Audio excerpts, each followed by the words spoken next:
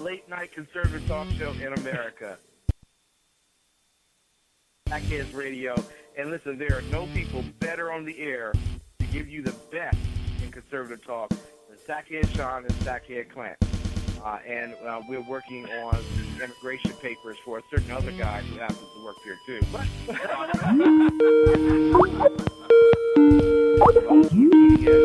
around the world to the best late-night conservative talk, Sackheads Radio.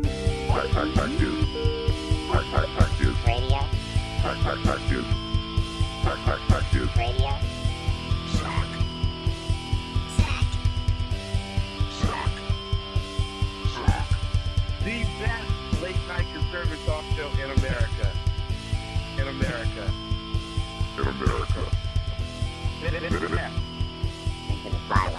And in this web was a large, I'm pretty sure it was the biggest spider I've ever seen. Hey, ladies and gentlemen, good evening. It is the 6th of January, 2016. Happy New Year to you all here on the Sackheads Radio Show. Thank you so much for sticking us out with the new year. I want to throw a special thank you to Dan Butcher over at High Plains. Here's your coffee, sir. Thank you very much. It's about time. To Dan Butcher over at High Plains for helping us out with what I think is a pretty awesome redo of our webpage. Excellent stuff, and we definitely appreciate all his hard work. Coming up in It was a vertical reboot. Let's call it what it was, okay? It was a complete vertical reboot. If I thought you knew what the hell you were talking about, I'd agree. It sounded awesome, didn't it? Sackhead Sean, Sackhead Clint, as you can see, finally found himself a microphone. I finally found you a cup of coffee. You're welcome. Amen, baby. Couldn't happen to a nicer guy, that's what I say. Coming up here in just a few minutes, we have Joseph Rice on the air. Joseph's going to update us on the Hammond Ranch, everything that's going on in Oregon. He's with the Oath Keepers, the Pacific Patriots Northwest, and really gives you an interesting story about what actually happened up there, which we're all about truth on this show, so to finally get some regarding the Hammond Ranch incident would be a nice thing. Real quick, I have to say hello to my good friend Clint. How are you, sir? I'm well. How are you? Oh, you know me, just living the dream, baby. My voice, I don't know if my voice is going to last. I've had this cold for like stinking week. Well, plus. You don't. Actually, matter of fact, we missed last Wednesday because you were under the weather. I was under the weather. I was sick as a dog. Quite literally, there were clouds over me. Quite literally under weather. Well, I'm glad you were able to trope through. And I don't know who the weather is, but he's a good-looking Carl. dude, and you were under him. Carl Weathers. Yeah, Carl Weathers, and you were under him.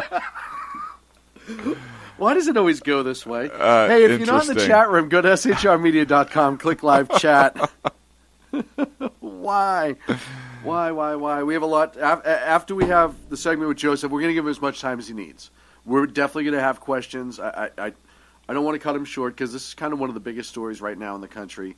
There's a lot of confusion as to what's going on with this, so I want to try to clear that up and hopefully get some good questions answered. But after that, obviously, we're going to talk about the executive actions by...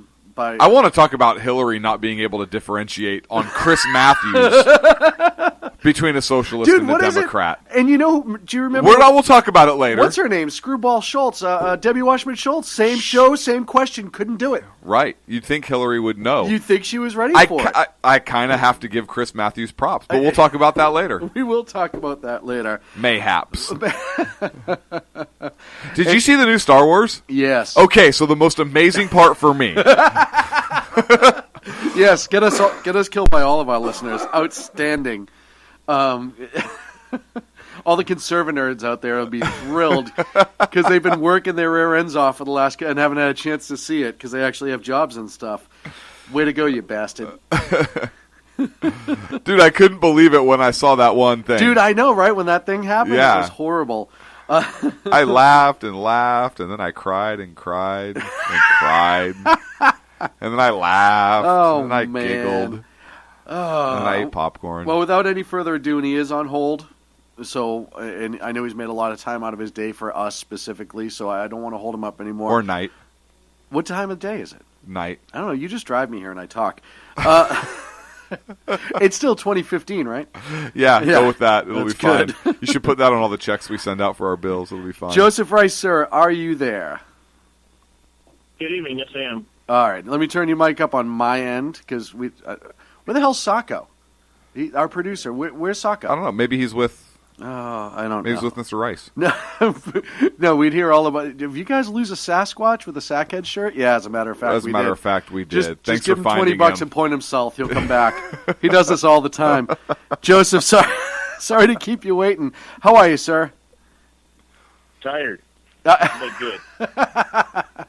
I don't blame you for being tired. You've had a rough couple weeks here. First of all, why don't you tell everyone a little bit about yourself and all the groups that you're associated with, and then let's get into the Hammond Ranch and how it all started, where it is now, and what's the resolution we're looking for. Sure. No. Basically, I'm the Josephine County Coordinator for Oath Keepers, and we had the sugar pine mine occur here within Josephine County, and it was titled Operation Gold Rush. And, that was a situation where we had two miners that had some abusive nature with BLM. They issued them a cease and desist order and completely bypassed the Constitution and their Fifth Amendment right to due process. And the miners approached us and asked us to come up and protect them from a Fourth Amendment violation of, like illegal search and seizure of their belongings, their mining equipment in their mine. And we successfully ran that operation for about 6-7 weeks. And finally, BLM relented, and they wound up in the Internal Board of Land Appeals, and that case is still quagmire there with no movement. But after Sugar Pine, what was noted is if you will call them patriot groups, were not really communicating. We were all kind of doing our own thing. And so myself and 4 others founded the Pacific Patriot Network. And that brought under a coordination umbrella Oath Keepers, Oregon 3%, Idaho 3%, Bearded Bastards, Central Oregon Constitutional Guard, Southern Oregon Constitutional Guard, heirs of Patrick Henry. We all do our individual things, but in times of need or crisis, we can all coordinate and work together to affect a positive outcome. So that's a little bit about me. And, sir, if I could just ask for a second, I certainly appreciate you calling in, and thank you for your service as well, based upon the fact that you're an Oath Keeper. I assume you have a service background, so I'm going to thank you for that. All of our listeners may not be aware of what the Oath Keeper groups are or what a 3%er is with some of the groups you were discussing. Would you mind just talking real briefly about what the Oath Keepers are? Because, look, there's a lot of information about Oath Keepers out there, some positive, some negative. Some folks believe everything they read on Southern Poverty Law Center. Some folks actually interject some common sense and take a look at what exactly is being said from the folks. But if you could just tell our listeners real briefly about Oath Keepers and about what it is to be a 3%er, please. Sure. Oath Keepers, and the way I became involved in it, and you're right, I do have military service. I spent 17 years with the Army as a helicopter pilot. Thank you. I was, no worries, the honor and privilege and a duty to the nation. You know, if God meant for people to fly that way, he would have designed birds differently. You understand that, right? True. Okay, I apologize. No worries. When I joined, the military back in 1981, I was administered an oath, and that oath was to uphold and defend the Constitution, and it states in there against all enemies, foreign and domestic. That didn't come with an expiration date. It didn't say to the end of my military career. It was a lifelong commitment, and many veterans and those in law enforcement and other offices take this dear to our heart. The Constitution is the people's document. It says we the people, and it's designed to constrain government, not the people. And we've dealt in a period of administrative overreach where people believe we're now run by administrative regulations, not law, constitutional law. So with that oath, we've always conduct our lives maybe a little bit differently. We look at the morality, the high ground, integrity, those types of things that reflect on us. So I went into the contracting world. I was working overseas. I did 3 rotations, tours in Afghanistan, and my last one I was injured. So I was sitting around licking my wounds, if you will, and I came across Oath Keepers. And the mantra of Oath Keepers is to honor that oath, the one that you took to the Constitution, to uphold it in your current position, your retired position. And what we see today is there are many good people in law enforcement, in the military, that believe in that oath. The irony is it was administered by the federal government. And so some of our activities now are chastised by the federal government for honoring our constitutional oath. It's not on the current agenda. But, you know, it states foreign and domestic. We're really good at identifying what a foreign enemy is, but what's a domestic enemy? And I personally have come to the conclusion that a domestic enemy is anybody that will willfully violate the constitutional right of another American. And, you know, we're a constitutional republic. We're a nation of law. And the protection of the individual right protects all of our rights. We're not managed or ruled by the mob, a democracy, which is mob rule, where whatever the current flavor of the month is the way everybody goes. No, we protect those individual rights. And sometimes that's a very difficult and challenging thing to do. People have jobs. They want to, you know, provide for their families, yet their current position, they may be asked to do things unconstitutionally, and it takes moral courage for them to stand up and say no. So kind of a long-winded explanation there. The Constitution and the Oath Keepers, we believe in that oath, and we want to see it exercised in our current professionals out there, in our elected representatives. I like to call them elected employees, and those that serve in the military, serve in law enforcement, serve in anything that swore that oath, because that's what is the foundation of our nation. Having traveled around the world, you can see how lucky and fortunate we are to have the protection of this document. You can go into other countries and realize they do not have the same liberties and freedoms that we as Americans enjoy. Unfortunately, we're seeing what I call institutional or administrative creep. We're seeing the slow erosion of those constitutional liberties and freedoms. You know, if your pursuit of happiness is working together on this radio show, good on you. If it's digging dirt and pulling ore out of the ground, good. You have the right to do that. But that's the individual right and the protection. So with the Oath Keepers, we look to support that. And the same thing with the Oregon 3 Percenters. And the 3 Percenters, and actually Idaho 3 Percenters, a 3% organization, what they do is during the American Revolution and when we initially established our constitutional democracy, our republic, it was only 3% of the population that rose up and fought.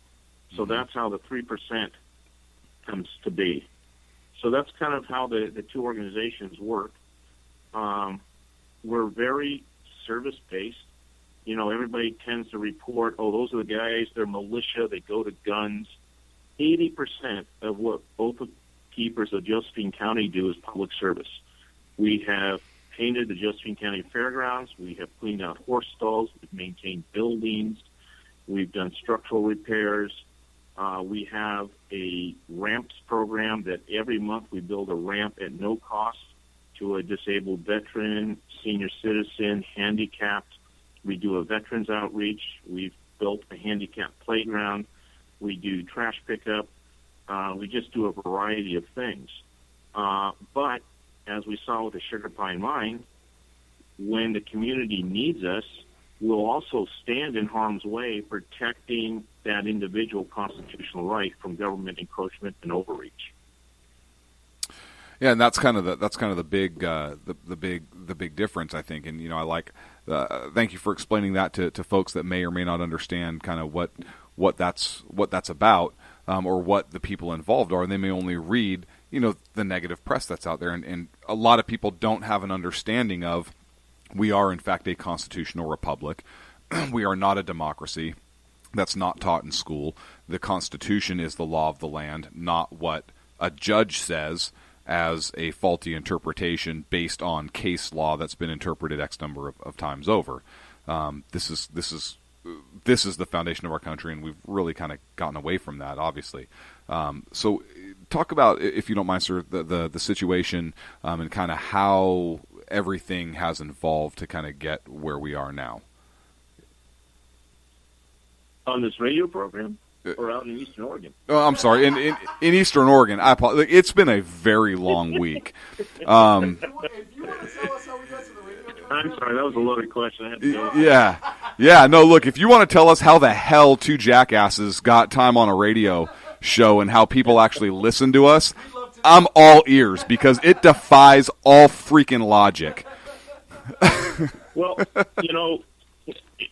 it's interesting because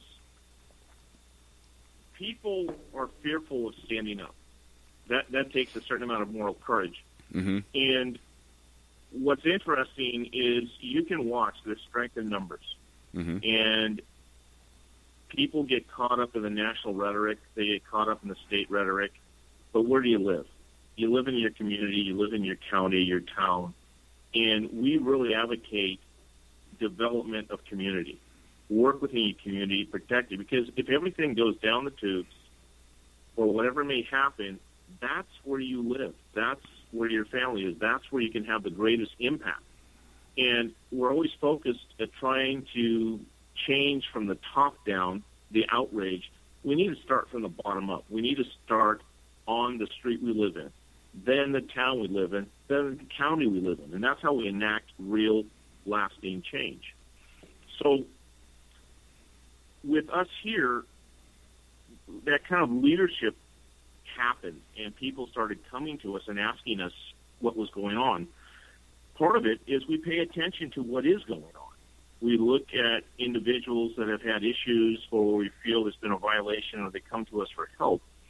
And one of the members of the Pacific Patriot Network, there's 5 of us, as I said, myself as a founder, Brandon Rapola is a founding member, Chino Ruiz is a founding member, Brandon Curtis is, and also BJ Soper. BJ was monitoring the situation out in Burns, Oregon with the Hammonds. And the Hammond family are generational ranchers in Eastern Oregon. They were tried by the federal government and convicted on arson. Now, if people don't understand, if you look at the national landscape, the map, go east of the Mississippi and you do not find much public or federally managed land. Public lands are managed by the federal government. They're owned by the people, they're managed by federal agencies.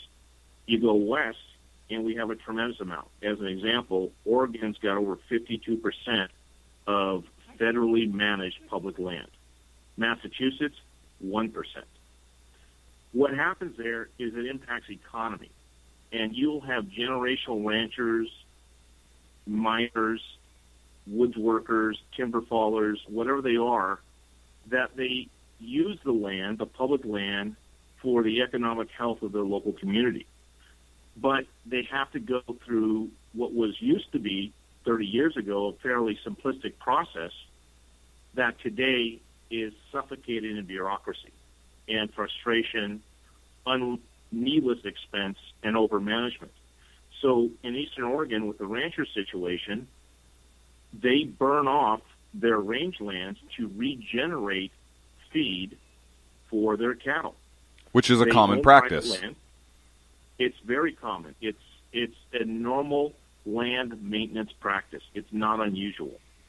So the Hammonds have a private ranch, and then they have grazing allotments on public land, BLM managed land.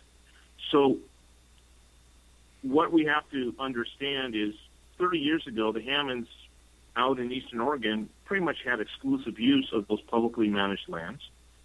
But as we moved through the Clinton administration, they kind of redefined the landscape and the map. So along with the ranchers having access to it, you wanted people to go out and also recreate on it. And then you wanted the hunters to use it. And then, the environmentalists came along and didn't want, anyone to use any of the above. So you kind of have a round robin, but it's public land. We, the people, own that land. And so with their grazing leases, they lease the right to have their cattle on the land to graze, but all the other users also have a right to it. It's public land. So that wasn't well defined or explained by these management agencies, so you kind of had a clash of all the different users. With the Hammond situation, it was vastly different in that Dwight Hammond, and we just recently found this out a few days ago, he had a lightning-caused fire, and that fire was approaching the Hammond Ranch. In that, Dwight lit backfires to protect his ranch for what is feed for his cattle, his grazing land, and it burned approximately 139 acres. What was interesting is the county investigated it, determined there was no charges. The state investigated it. They did charge him with arson, but then dropped the charges when they realized what was going on. And then a few years went by and nothing happened, and the federal government came in and charged him with 19 counts. Now, it was transferred to a U.S. prosecutor, Frank McPagney, and Mr. McPagney dropped 10 of the counts. There were 9 counts. It was tried in Pendleton, Oregon. Judge Hogan sat as the judge. It was before a jury of their peers. And of the 9 charges, Dwight Hammond was convicted on a single charge of arson, lighting the backfire. We have spoken with the Hammonds. We've met with the sheriff. We've also gone over and met with Mr. Papagni, because you've got to get all sides of the story to be fair about it and understand where everyone's coming from. Unfortunately, a couple of days ago, we found out that there was a witness to this event of Dwight lighting the backfires. And what preceded that was BLM lighting a fire around the Hammond Ranch in a horseshoe shape. And it was Dwight responding to this lit fire to keep it from rolling onto his land.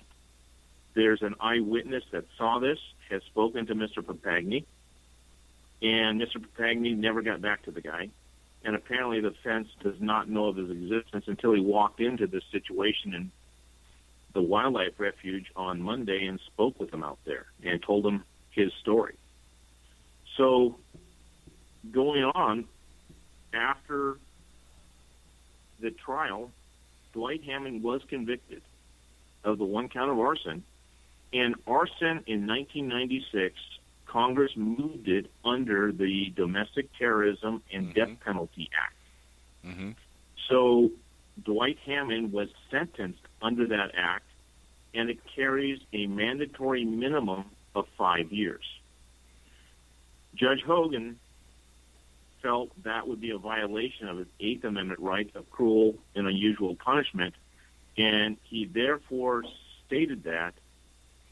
He also stated the government had not shown how Dwight Hammond had damaged the land, but in fact his actions had improved it because it increased grazing for cattle, and therefore he sentenced him to 90 days.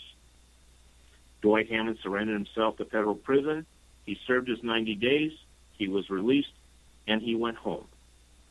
He's been home for 2 years. In October, Susan Aiken, the district judge in Eugene, sentenced Dwight Hammond back to prison for 5 years because she stated the original judge made a mistake in sentencing. Dwight Hammond should have been given the mandatory minimum of 5 years. That Judge Hogan should not have used his judicial discretion in his sentencing, and therefore that's what's happened. Dwight's going back to prison. He surrendered on Monday. So you have a situation where the individual legitimately at the time served his sentence. He's been home for 2 years, and now the government is putting him back in prison. What brought his Now- case back up to the attention of this other judge? There was a U.S. attorney, and I'm trying to remember her name. She had, in fact, put it up for a review. And what she did is she said this did not meet the mandatory minimum, and therefore it had to go up for sentencing.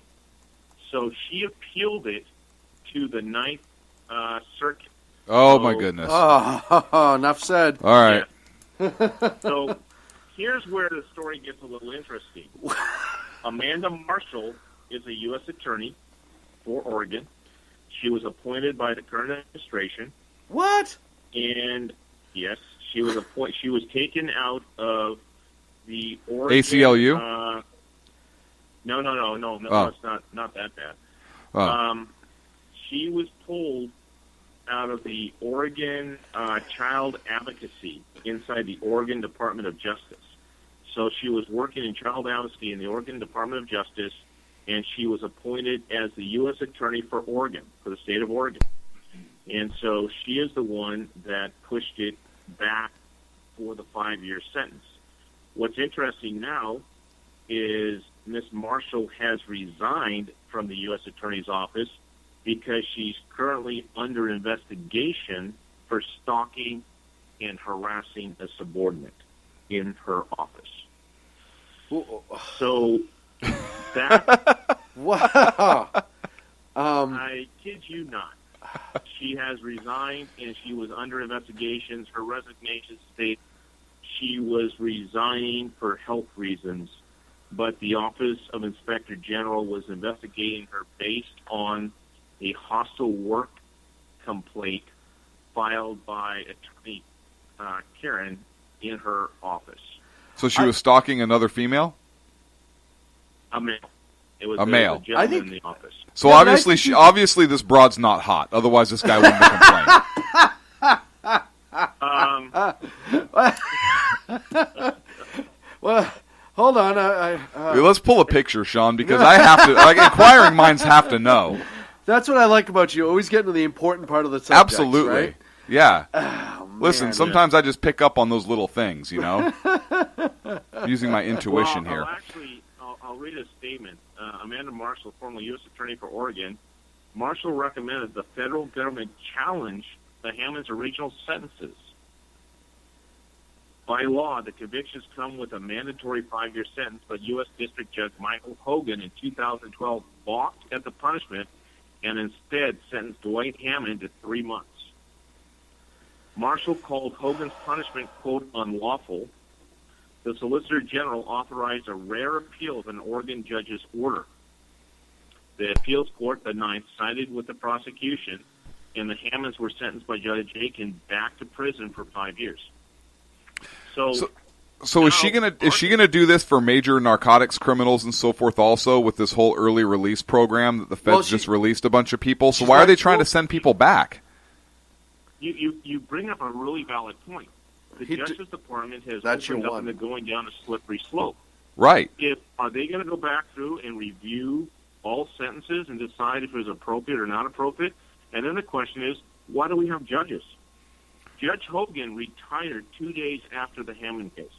He was due to retire. He was scheduled for retire, and he's finished. He was a long-term jurist.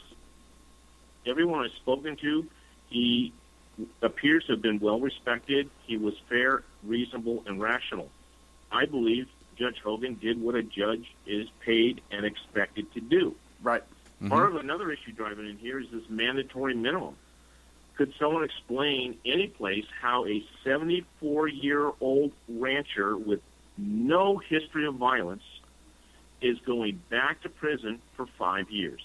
Yeah, and you had a federal judge rule that it was a constitutional violation, the sentence in this case of this rancher's Eighth Amendment, based upon the facts and circumstances as he heard them in court.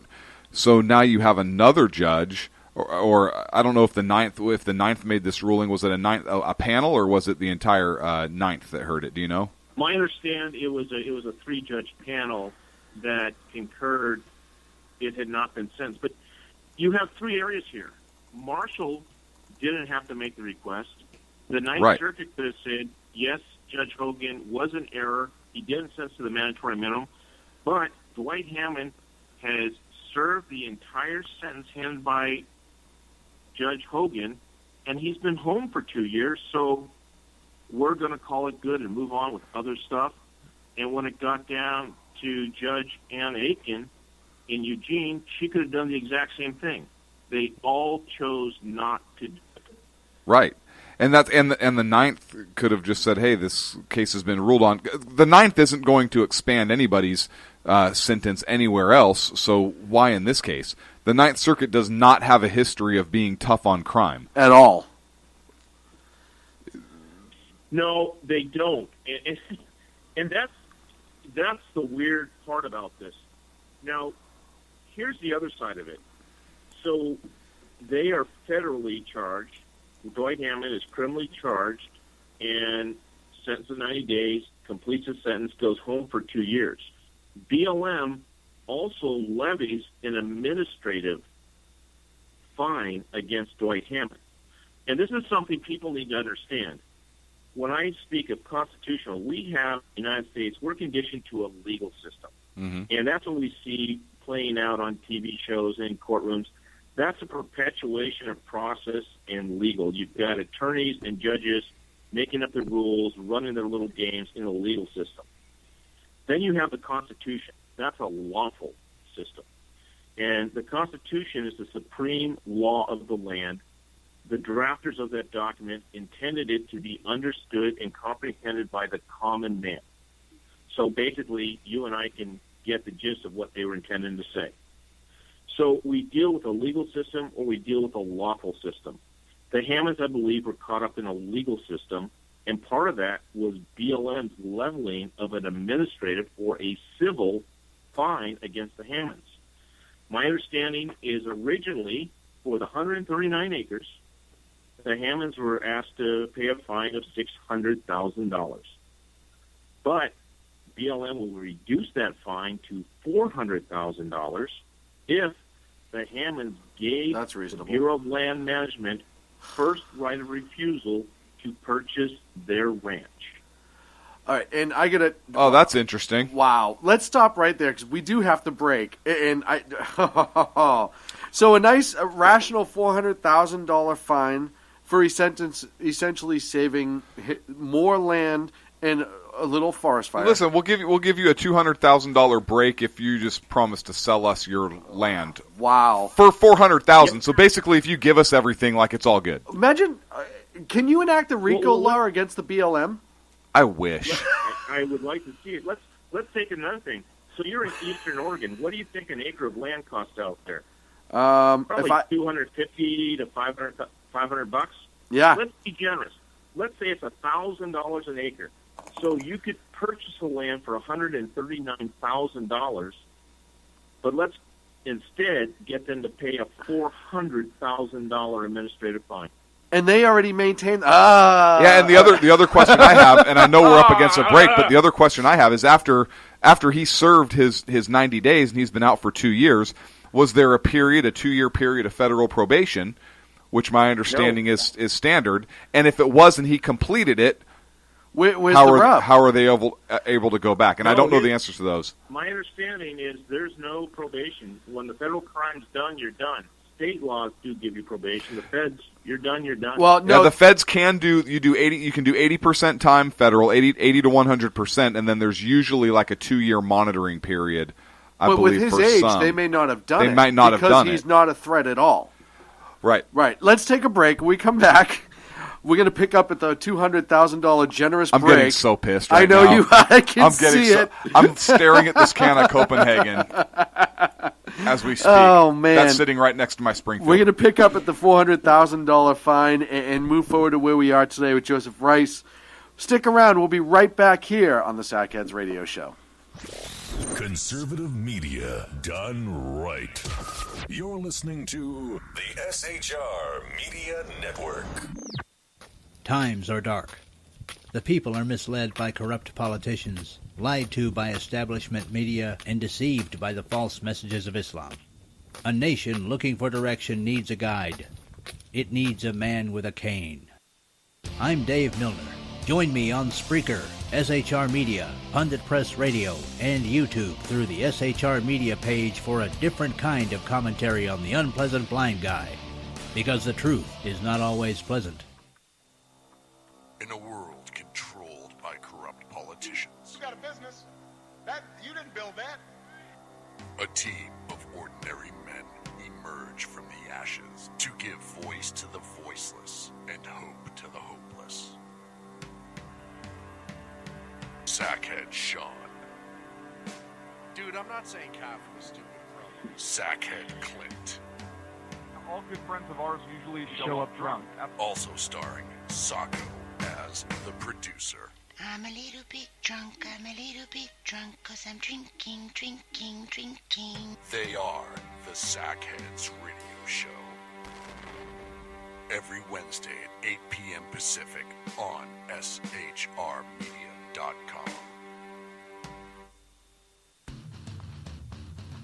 Hey, it's Jersey Joe from Reaver of Common Sense, and we have moved to a new night and time.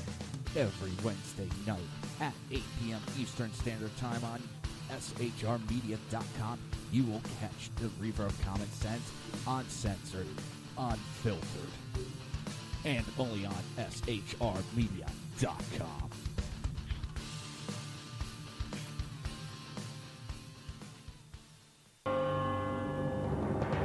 Hello, I'm Matt, a student at Hillsdale College. Here is Hillsdale President Larry Arnn on the continuing relevance of the Constitution. Many argue today that the Constitution is outdated because it addresses problems peculiar to the 18th century.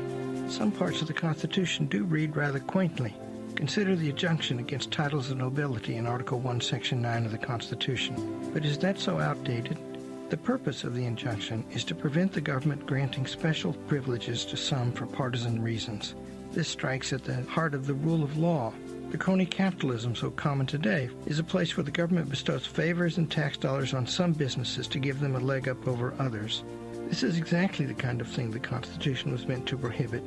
The Constitution is not so outdated after all. This Constitution Minute was brought to you by Hillsdale College. To join the national conversation on the Constitution, go to constitutionminute.com. And we're back. Conservative media done right. You're listening to the SHR Media Network. I did it again. You know, when the commercials change and the timing is slightly off, I get all screwed up. You just get all worked up anyways.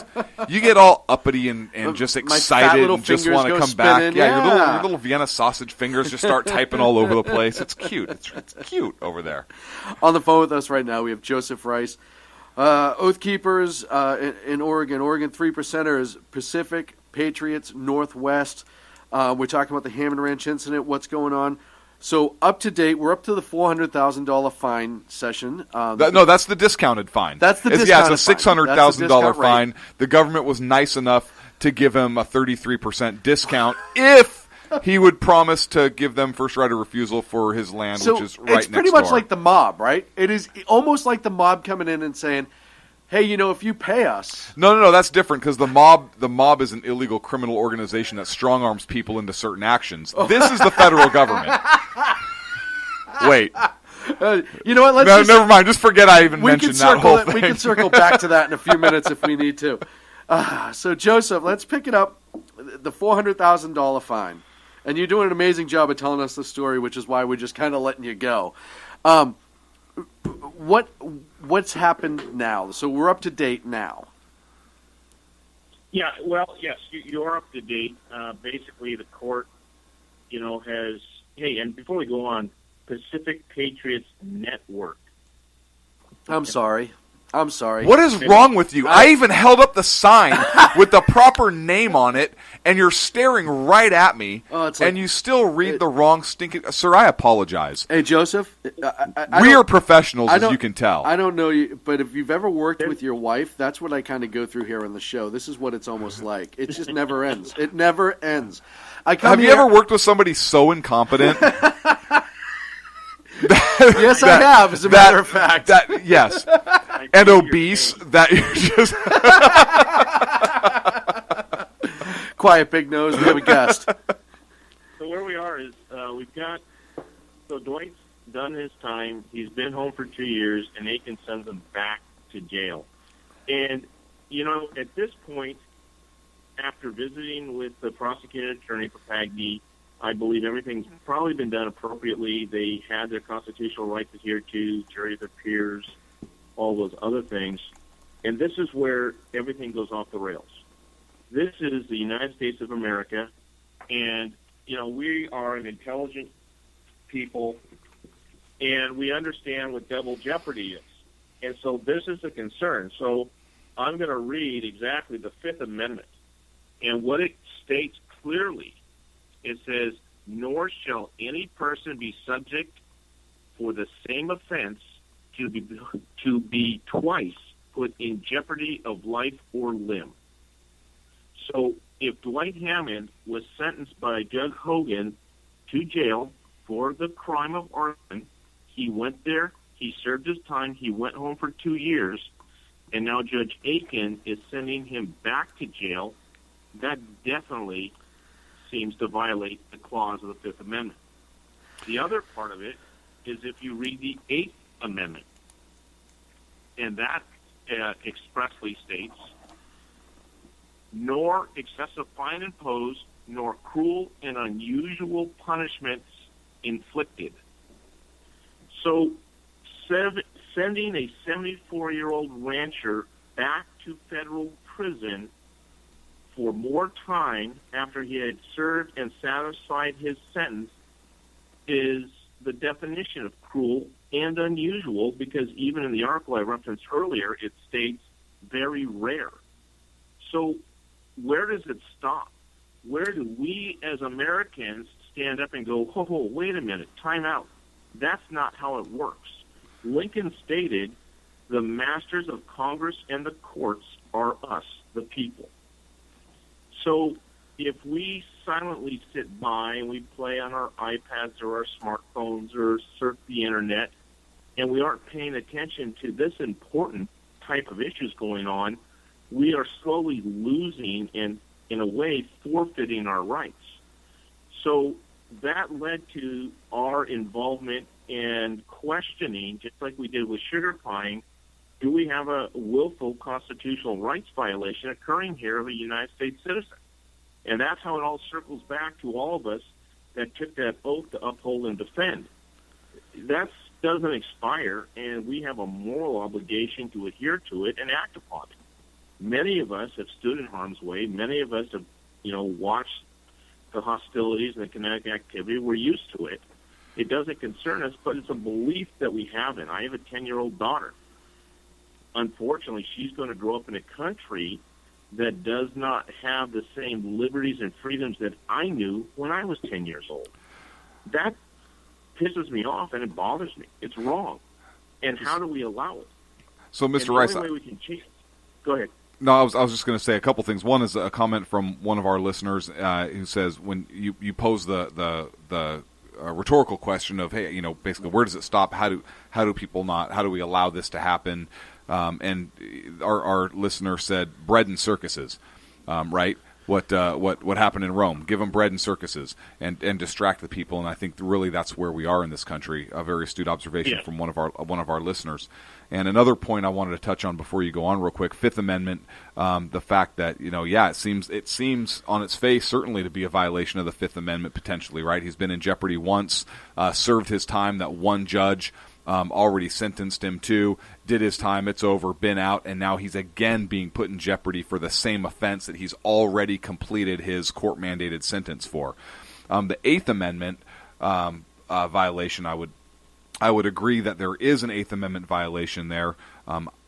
I would say that the argument there particularly would be the excessive fines, in that you have, like you pointed out, maybe $150,000 worth of property and a fine of 4 times that value, roughly $600,000 fine. I've never been very good at math. I don't math very well, but that certainly seems excessive.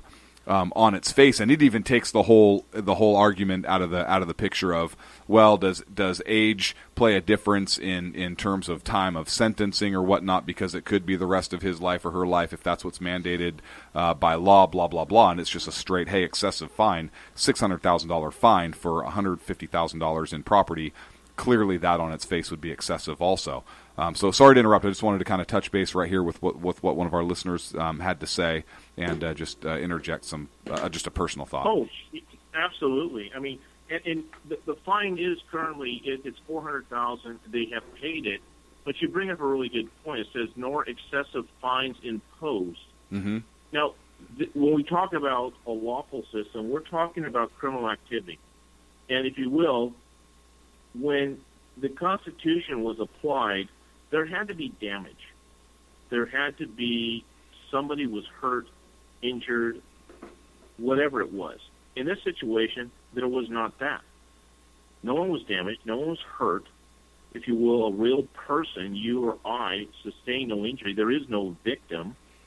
Yet, why do we, the people, are allowing this type of governmental overreach that truly is harming a person? The other part of that Eighth Amendment side, the Hammond family believes he may not survive prison. He's 74 years old and going to a federal penitentiary. Mm-hmm. This is a rancher that's, when you think about it, you look at some of the horrific violence that occurs across our nation, and they're not federal crimes. They're not federally prosecuted. They're prosecuted in the state. Here's a rancher who has been a producer. He produces beef. It goes into the U.S. economy. We enjoy a steak. He's worked hard his life. This is not, a easy, fluff radio host job. This is a rancher. Right. No, he's got a point. You got a great point. Listen, I have manicured nails. And I'm getting a massage right now. Okay, this is it.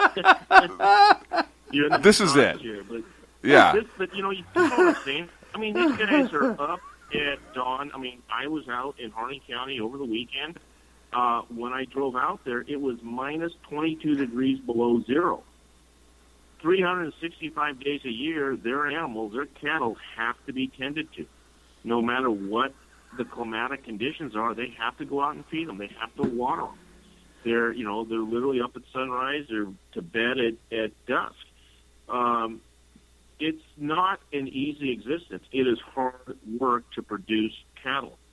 But it's their life. It's what they know. It's their pursuit of happiness. They have a right to that. Now, when you think about the Hammond Ranch was put into place, I believe it was 1968. BLM had only been an agency for, I think, less than 10 years, if I'm correct. So now they're working with a new agency managing rangeland, which they were land management, to facilitate production of beef, ranchers' cattle. Well, when the Hammonds first started ranching, BLM is not the same agency that it is today. It's very, very different. And this is how the frustration starts. You have policies and decisions being made in Washington, D.C. that are implemented in Eastern Oregon by people that have never been there. And this is part of the argument that we've now seen occur at the wildlife refuge. Local control, local management of lands. So what we did is, after meeting with the Hammonds, we met with the sheriff, we met with the prosecutor, we organized a support rally for the Hammonds, Dwight Hammond, that occurred this past Saturday. There was a convoy of people that left Bend, Oregon, and traveled out to Burns. There was 500 plus people at this rally. It was peaceful. People spoke. We marched, walked in force past the Hammond's house. They laid flowers and offered letters and cards of support to Susie Hammond and Dwight Hammond. Impromptu, they broke out into Amazing Grace and sang it for them. All in all, the 500 people stood in front of the Hammond's house for maybe 20 minutes, and then they moved on to the fairgrounds for a town hall meeting. And we sponsored the town hall meeting. The community out there has formed a committee of safety, and they have been empowered to start looking at these land use issues and trying to take over management of them. During the end of the rally, there was a small group that decided they wanted to take a hard stand, and they did a, hey, follow me, and off to the wildlife refuge they went. So we went into the town hall meeting, and as it's progressing, we find out that Almond Bunday and some locals have literally occupied the Malheur National Wildlife Refuge. That was completely unplanned. It was not anything we endorse or support, but it has occurred. So that really changed things to, it's different. I mean, it's the reason we're talking right now, because it's occurred. Well, we so look at the. Go ahead. I just kind of want to sum up, and I'm sorry, but so essentially, you guys organize the what is deemed the appropriate protest. I also understand that you kind of reached out to some local officials. Hey, this is going on. Just so you know, this is kind of our plan. So we're here as an act of solidarity. Exercising our First Amendment rights, but doing it in a respectful manner and certainly responsible manner. Manner. I understand that they opened up the fairgrounds for you guys to have your town hall meeting because you were organized and because you were communicating. That they did that as to help assist and educate other people. Is that correct? Yeah, they opened the fairgrounds, and we actually rented the room. We paid for the room to host a town hall meeting, and part of it is, and this is this is not a singular issue; it's multiple issues, and they do get complex. The Harney County has become what's known as a fire economy. They had a mill there that processed timber. That's gone by the wayside. The ranching allotments have been drying up, so people are looking for federal work because that's the largest employer right now in Harney County. And so many people will work for the BLM, or they'll work part-time or seasonally as firefighters. And that's how they literally survive. So there's a fear in Harney County for the population, the citizenry, to speak out against what many deem as abusive land management practices by the Bureau of Land Management. And because they got them by the wallets, well, they've if you had will. ranchers speak out in the past, and then they go to renew their grazing allotments for the cattle, and the BLM won't give it to them, or they won't renew it. It's a reprisatory action. And these are people that are working the land to provide for their families. They have a right to redress grievance to government without any expectation of reprisal. Those agencies are public agencies. They are public employees. They work for the citizens. They've got it tipped upside down. They think it's the other way around. Yeah, and you can tell just from the IRS things that have gone on with this administration and so forth that clearly the federal government has lost sight of the fact that they work for the people. Yeah, absolutely. I mean, this isn't by any stretch the first example of this at all. No, it's not. And one of the things that we've been working on and we've looked at is how do you contain the frustration that's growing in rural America in the West? Because it is. I agree. They may want to turn a blind eye to it, but it's boiling up, and we're seeing it. Sugar Pines, the Bunday Ranch, now out here with the Hammond Ranch in the situation. And so what we encouraged and we helped is we organized a committee of safety. And this gave and empowered the people of Harney County to organize together, unify, speak in a unified voice to their representatives in the county government and the federal agencies. Now, when you have a fire district, a school district, a mining district, a water district, those are literally government entities. BLM's policy mandates, it's not if we want to, they are directed, they will coordinate to consensus And so if the Harney County Committee of Safety has a land management policy that they develop, BLM must come to the table, and BLM must show its plan, and they must adopt and draft their plan to be in consensus with the Harney County's plan. And that's one of the starts. The issue is BLM never does it. In Josephine County, we have a county legal counsel that has been trying since he was voted in office last year to establish coordination with the local BLM, and they don't return his phone calls. And they just ignore it. And the problem is there is no way to hold them accountable. There is no way, except for the courts, to drag them in front of a judge and go, they have to coordinate. Why are they not doing it? Now, that's an abuse of the court system. That Totally. is not how it should work. But part of their strategy is how many on this phone call can afford $350 an hour for an attorney? I Then can't all the time afford. he has to spend for him in court. I can't afford $35 an hour for a mechanic to change my tires. And so- you are an attorney. I know, which is weird. So we're in this. It's come to this head now, and this is one of the things that I really want to start differentiating. Is, everything in the main media right now, the mainstream media, everything you see is the armed militia that took over the blah blah blah. Which, by the way, the militia are the people as a whole. Right. It's even defined in current federal statute. Right.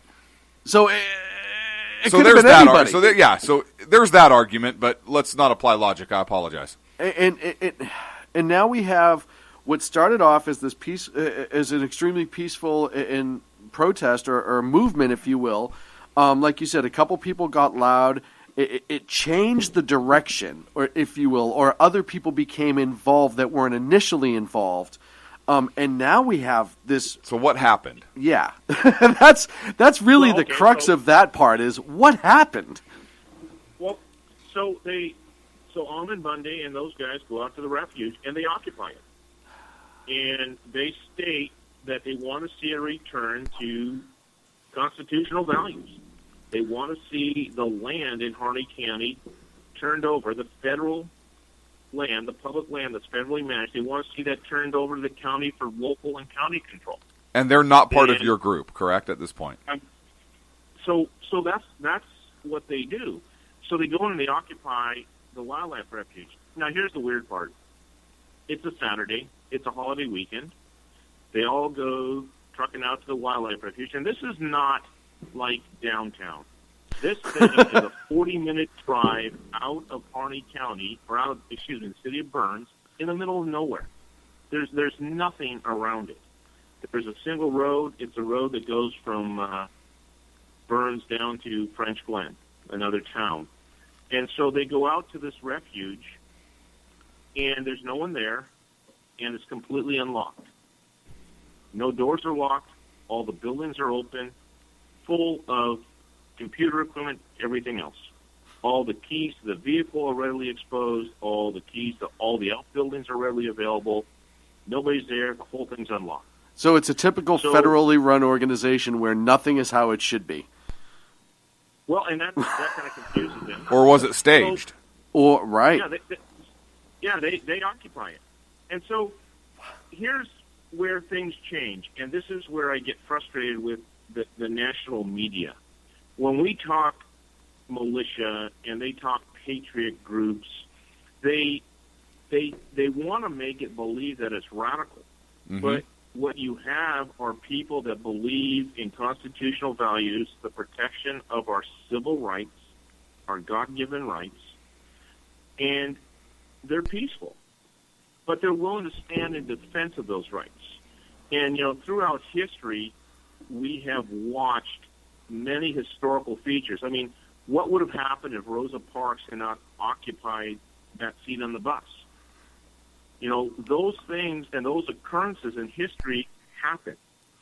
But what's different here is you have the Department of Justice using terms like insurrection, that this is an armed insurrection. and they're fanning the flames. Those people went out and they occupied the Malheur National Wildlife Refuge completely peacefully. It was open. There's a sign at the front that says open from sunrise to sunset. There are no gates. There are no fences. There was nothing locked. They went into publicly owned land and occupied it. No different than if a group of people go into the state capitol and have a sit-in and occupy it. No different than when Eric Holder in 1970 had an armed occupation of a Navy ROTC office and then later became the Attorney General of the United States. Well, and at that point, he got a lot of criminal background from that case to become the Department of Justice head. Yeah, but one of the things that, I think kind of is being missed in the media is the group that you were originally working with wasn't the one that initiated the Occupy, if you will, of the BLM offices. That really wasn't the direction you guys were going, and it's really... No. Right, and I want to make sure that that's said and very clear. But what this also has done is this very much tarnishes, in the public opinion, we can talk about legal, not legal, standing up, not standing up, whatever. But the initial goal of your group, which was to bring awareness to the Hammond situation, bring completely some information, detracted. Just completely detracted from it, correct? It did. It kind of turned the table. It was not what was expected. And what happened is it turned around and it caused some fear in the community. Right. It detracted from what happened with the Hammonds. And it was not sponsored by us. It was not endorsed by us. It actually pissed us off. And honestly, it's good. And honestly, it's hurt your cause. No, well, I don't know if it has. I mean, in public opinion wise, do you think most of the public that are following this in the news and the mainstream media differentiate between the group that ultimately and that's what I mean when I say I think at this point it's potentially hurt. And mainstream media hasn't helped you at all by reporting the fact that this is not the initial intent of the original protest and movement. But we are. Well, yeah, I mean, when I watch CNN report that Dwight Hammond's has been convicted of arson, going to prison for 5 years, I'm like, wait a minute, what? The little thing you left out there. Yeah. He's going back a second time. I mean, what are you guys doing? You're not even reporting accurately. And that's the problem, is they're quick to rush and say armed protesters, armed militia, armed protesters. I went up to the refuge on Sunday after this all happened. We had a town hall meeting. Sunday we had a meeting of leadership, and rumors are flying around. They're done this, they've done that. The road's blocked off. We don't know what's going on. And I'm like, forget it. I'm going out there. I'm going to find out what's going on. So I drove up to the refuge. It takes about 40 minutes. Drove in. I knew a majority of people there, and basically went up and was like, okay, what the hell are you guys doing? What's your plan? What are you doing? And so that resulted in I sat down with Hammond and a number of people, and he explained his position. I said, well, okay, I understand. I do not agree. I do not endorse. I do not condone what you guys have done here. It was wrong. It was inappropriate. But you've done it. Here you are. What's your plan to move forward? And so they started discussing the message and bringing attention to the Hammonds and bringing attention to the abusive nature of BLM and the land use issues. And the message they're putting out of there is the frustration that people dealing with land use issues by federal management are experiencing all over the West. And you're seeing the frustration take hold. And what it has done is it has brought attention to the Hammonds issue. Good. The media, they want to report the guys with guns. When Right. I walked around Sunday and I looked at everything, I thought, what are they doing? I saw no one with a weapon. There was a single rancher that was carrying an old-style 6-shooter on his hip. He's a rancher. Well, I was going to No one else say. was carrying weapons. He probably puts that on with his shoes every day without even thinking about it. Oh yeah, it was worn, rusted, the whole thing. That's awesome. But no one was carrying weapons. Nobody was kitted out in military combat fatigues. They're wearing street clothes. They had occupied it, and they were making a statement that what's happened to the Hammonds is wrong and inappropriate, and attention needs to be drawn to the abusive practice of the Bureau of Land Management. And constitutionally, this land that they're sitting on really needs to be returned to management of the county. And the county has better control of the values of the community and how to properly administer and manage the land. So that message that they're putting out is proper and correct. Unfortunately, it's not the message the national media wants to hear. It's not the story they want to report. They want to report a bunch of guys running around with weapons. But it's an occupation. They've occupied the Malheur National Wildlife Refuge to make a statement and draw attention to the Hammonds. And that's what it's done. People are talking about this. The interesting thing is the community was fearful of what they did, and in the last day or so, people are going the other way, going, well, wait a minute, we do believe in what they're saying. We don't like the way it was done, but they are saying and voicing our concerns as a community. So when I was there, ranchers that were surrounding the refuge were coming in and dropping supplies to them. I witnessed one rancher drop 50 pounds of elk meat and donated to them. The other thing that happened while I was there is the poor guy's in tears. He's not from Harding County. He's from the county further out in eastern Oregon. I forget the name. And he's talking, and he's saying, I don't know what I'm going to do. All I know how to do is ranch. My father ranched, my grandfather ranched, and my great-grandfather ranched. It's all I know how to do. And he's upset because, excuse me, his ranch is in the proposed area for a new national monument. And they're facing their ranch being taken by eminent domain. So those are the things that you never hear in the mainstream media. Everybody wants to look at the guys with guns, but no one goes, well, wait a minute. At the Bundy Ranch, it was BLM. At Sugar Pine, it was BLM. And with the Hammonds, it's BLM. Mm-hmm. Why isn't anybody investigating or looking at the culture of BLM? They are the common denominator. I mean, Representative Greg Walden got on the floor of the U.S. House of Representatives yesterday and delivered a speech eviscerating the Bureau of Land Management practices and the way they treat American citizens. Now, if our Congress cannot control or constrain that agency, its runaway practices, and its abusive nature of Americans, are we supposed to stand by and take it? Or do we look at the frustration that's being demonstrated in a wildlife refuge right now, and all of a sudden they're the bad guys, but why are they there? How do they come to be there? So that's the question that needs to be answered. So I guess I have a couple responses to that. One is Congress can easily control it. It's through the budgetary process and through the funding process, but they're choosing not to. Yeah. Two is there's an urgent warning that was on oathkeepers.org warning that there's military spec op units that have been assigned to the standoff. I don't know if you've seen that or not, but if you go to oathkeepers.org. No, I'm very well aware, and that is true. So let me touch on that real quickly. Yeah, please. We know that there was a special operations unit that was mobilized out of Fort Lewis. They've witnessed them in the Burns area. They're dressing like local ranchers.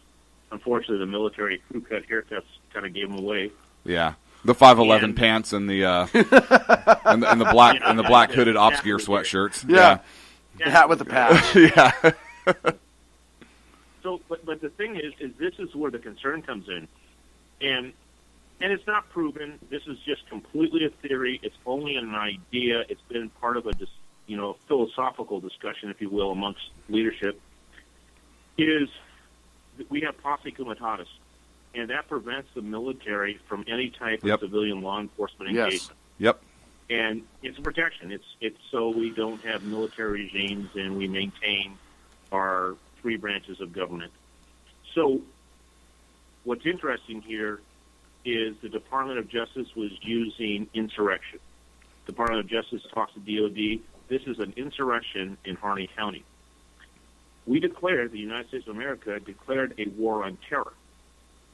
We have the Patriot Act. We also have the National Defense Authorization Act. They are going down the path of labeling this occupation, the same thing that we see with Occupy Wall Street or a state capitol with some citizens protesting, as potential domestic terrorism. That gives them the authority, and somebody in DOJ has thought they've cleverly figured this out, to employ military assets to bring this thing to an end, or if it gets out of hand.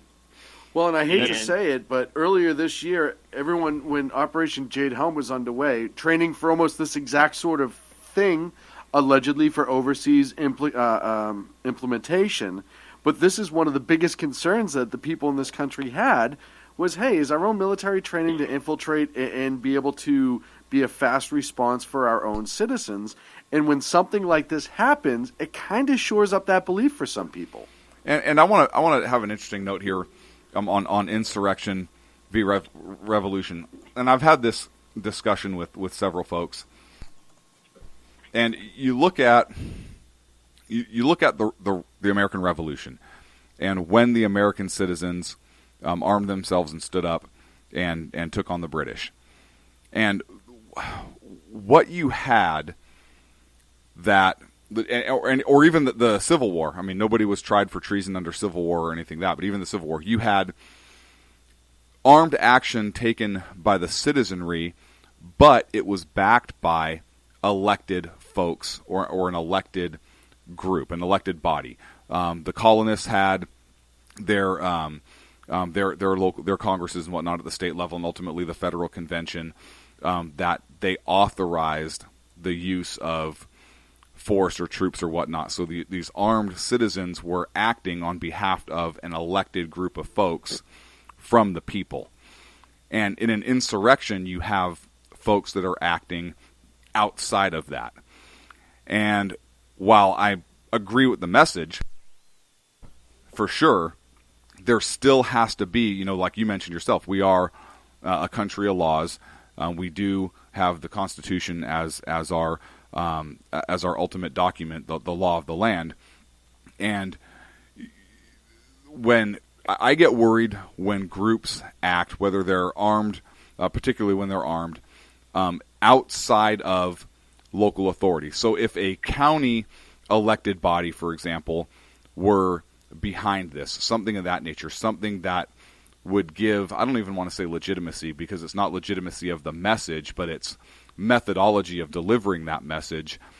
And I think going down that road of an armed occupation, I'm not saying that's what this is or isn't. I haven't been there and seen the folks where they are or not. You have, I believe what you're saying. There was one rancher with a rusty 6-shooter on his hip.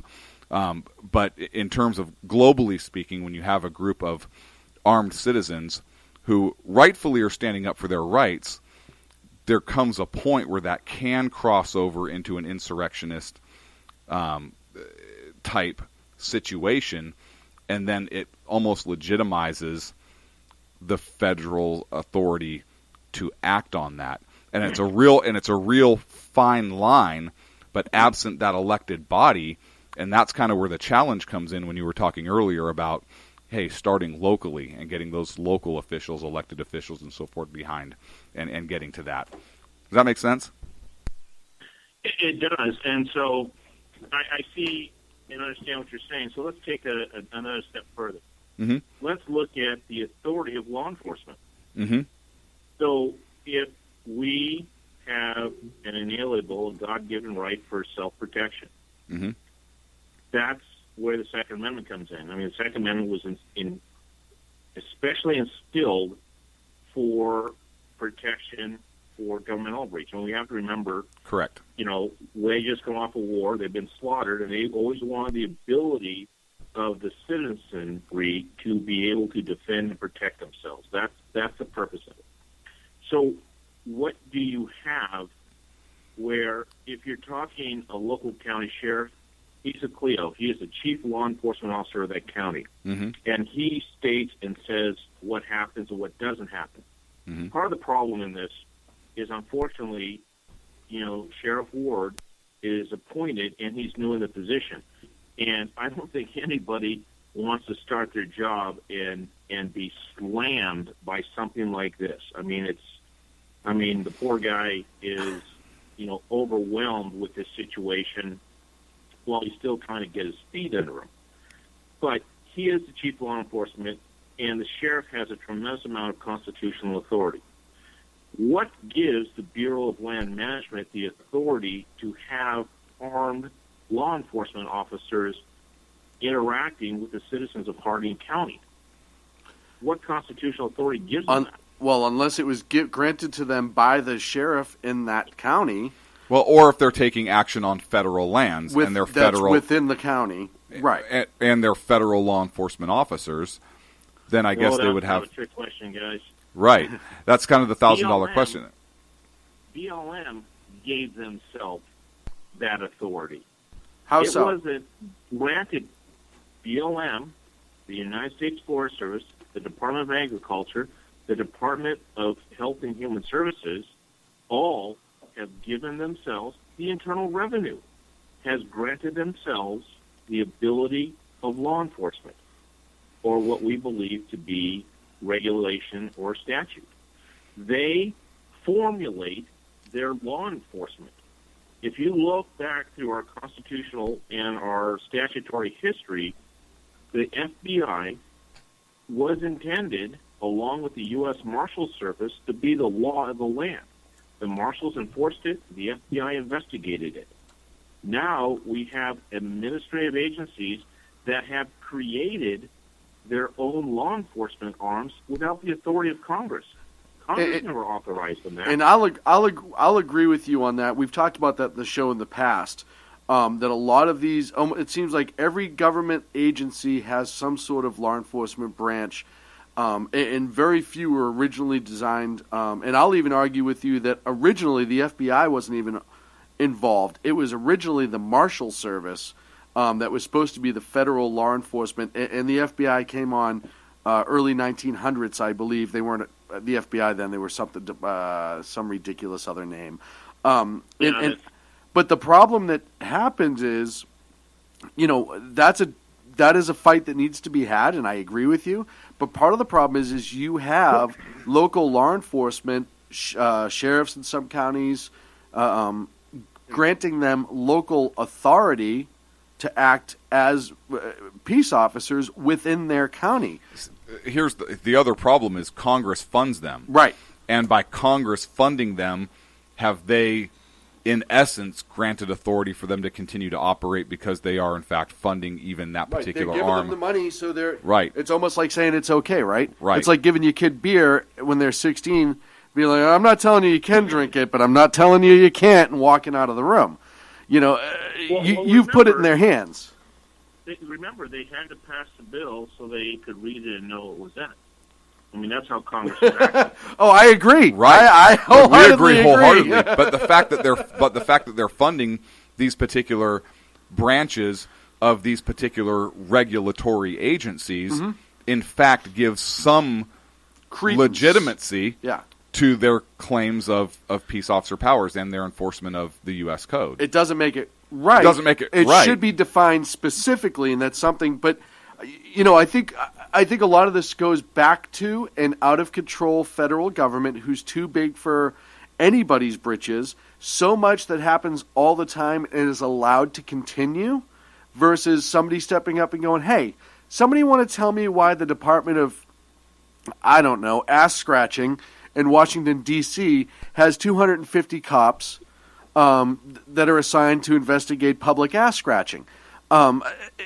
Nobody does that, and I agree with you. It needs to be stopped. Now, I understand, and we've talked about this before. Clint, what was the agencies that all did the exact same thing? It was some environmental thing. Yeah. There was 4 agencies. It was like the National Oceanic something. Right. Fish. It was 4 agencies doing the exact same thing in the exact same place, 4 different budgets, 4 different sets of cops. This all comes down to, at the end of the day, yet again, an outrageously large and bloated federal government that's not being held accountable by the people. And the issue about lands, most federally managed lands fall under the definition of proprietorial interest only. Yeah, exactly. I mean, when you talking about admiralty or maritime courts, contract courts versus constitutional courts, magistrate versus judge. Mm-hmm. If you go back to the whole issue of arms, I think you kind of brought it that full circle that who are these guys? And they come in. I mean, at the Sugar Pine Mine, we had a miner. He was in his late 70s. He maybe weighed 130 pounds soaking wet. He came in, and he tells us that he's in his hole, and the guy's a hermit. He scratches his hard rock, grinds it up, and then gets his gold, goes into town once a month, sells it, and buys supplies. He literally is using a pick and shovel to dig it out of the ground. No mechanical means. He's in his hole, and his dog starts barking. His dog howls in pain. He looks up out of the hole, and there is a BLM agent pointing a gun at his head. And he has just maced the guy's dog. Now, he's on his mining claim. He's legally operating his mining claim. And this BLM officer has not followed the FBI escalation of force scale, and he's drawn a weapon on the guy. Now, why? And is that appropriate and proper? And so when we talk about weapons and we talk about things, that gentleman has as much right to protect himself from that type of inappropriate action as the officer does from hostile action. So when people go out onto the Malheur National Wildlife Refuge, they do have weapons. They're respectful, and they don't brandish them. Mm-hmm. There is a difference. They have kept them. But I can guarantee you, if any federal authority goes out there for what is a lawful protest, the right of assembly, they've occupied a building, they aren't coming with a bouquet of flowers.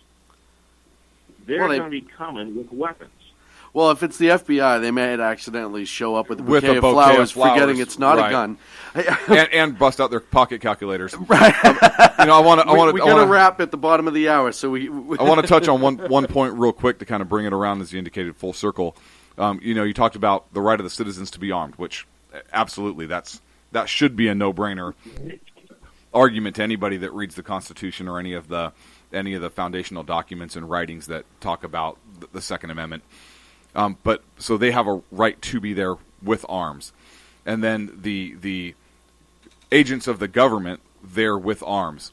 So if you're talking about insurrection versus revolution, I think you really have to look at the point of first action, because if the first action is on the point of the citizen engaging with that weapon, now potentially you have that insurrection versus you have first action being a hostile act taken by an agent of the government on a peaceful assembly without provocation. Now you have the right of the people for self-defense against the government. No, and you're absolutely correct in that. And my understanding, and even with all the operations we have run, the standing has been we will not fire unless fired upon. Right. And it'll probably be multiple times, and it will always, always be in a defensive posture. My concern here is with this heavy language. Is this to curtail the peaceful, the right of the people for peaceful assembly?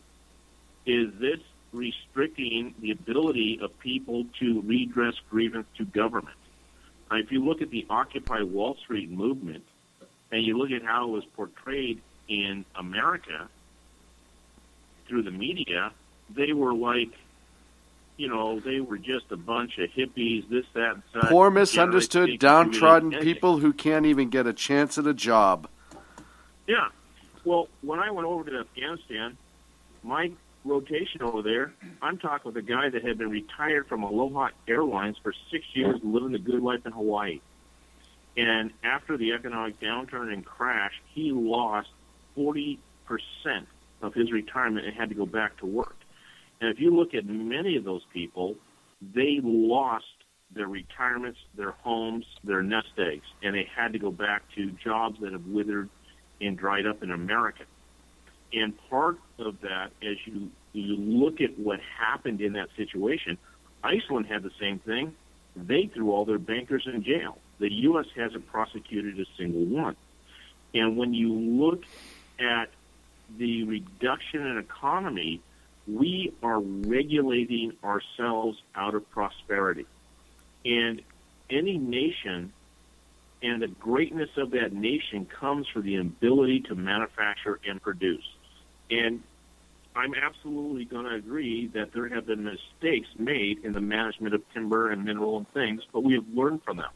We can't go to one extreme to the other. We have to find a middle ground, a balance, where ranchers can be ranchers. They can raise their cattle without being constantly harassed by burdensome and oppressive regulations. Timber guys can work in the woods, cutting a tree. Miners can dig ore out of the hill to produce phones and pens and electronics. We have to get back to a nation of producers utilizing the land for all users and all recreators, however we want to do it, but we've got to get away from this abusiveness by these agencies. Now, is this group occupying this space for 24 hours a day? Are they there around the clock? Yes. Now, you've indicated that there's signs. You've indicated there's signs posting closed or open sunrise to sunset. So, if they're after sunset, is that federal land legally able to be closed after sunset? And if so, I'm sorry, you said federal land. That's public land. Public land managed by a federal agency. Okay, so it is proprietary then. Yeah, it's public land.